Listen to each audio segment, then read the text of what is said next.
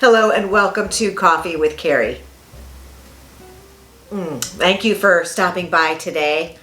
I don't know, I'm getting a little cabin fever being at home. Most of the time I'm talking to friends or talking to family. Everybody's a little lonely right now. Talking to clients, trying to find matches for my clients still actually. Quite a few of us are virtual dating and I have some tips on that if you want to look for that video. It might be up by now. I hope that if you are home and watching TV that you are not addicted to the news as I am. I am a hardcore news junkie. If you watched the news yesterday and then you watch it again today, so many things have changed in 24 hours. They are learning something new and making new decisions every day.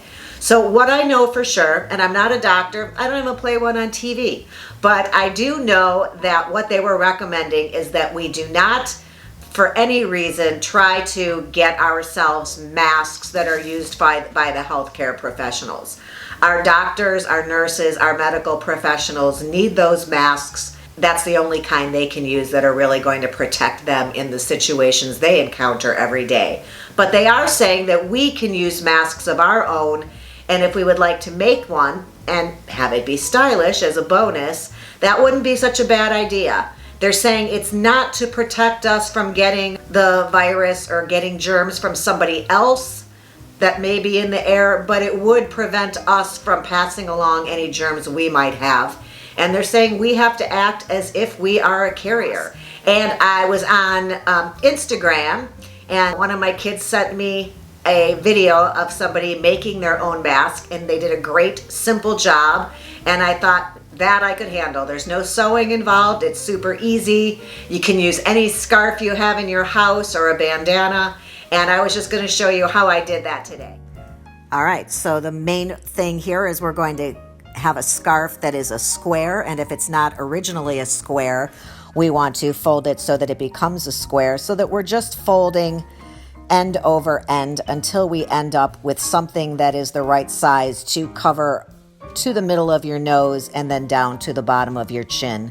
It's a lot of smoothing here. I think this is about the right size.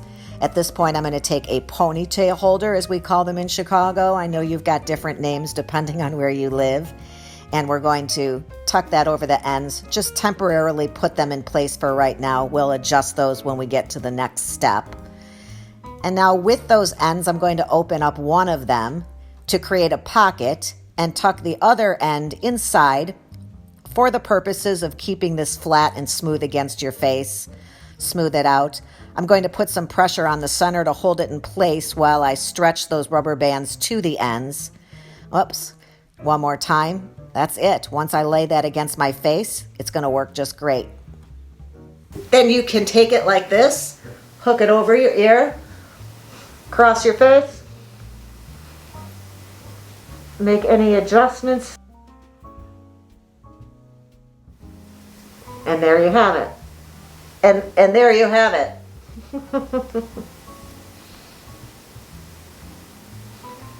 I can't talk with it on, so you can adjust the size by how much you fold this over or how much you tuck this one into the other side, obviously.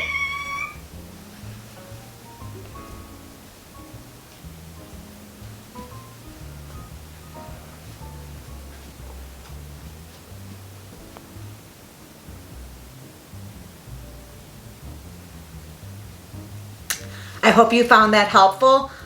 If I find one that's super cool between now and when I get this video out for you tomorrow, probably, I will put a link to it down below. So please do check out my description box below, my show notes, in case there's anything else I want to share with you that I might try myself as well. How many videos can I make on how to make yourself a cool face mask? But just so you know, you don't have to go buy anything special. You don't have to pull out the old sewing machine or spend a lot of time hand sewing something. It's pretty easy if you just do a little folding and use some rubber bands or ponytail holders that we already probably have around the house. Hope you found that helpful. If you did, give it a thumbs up. Please subscribe. It's not always face masks. Sometimes it's beauty or fashion, dating advice, because I'm a matchmaker and a dating coach here in Chicago. And I will look forward to seeing you next time. Please be safe, take good care, and all my best to you and your loved ones. Until next time, have a good one.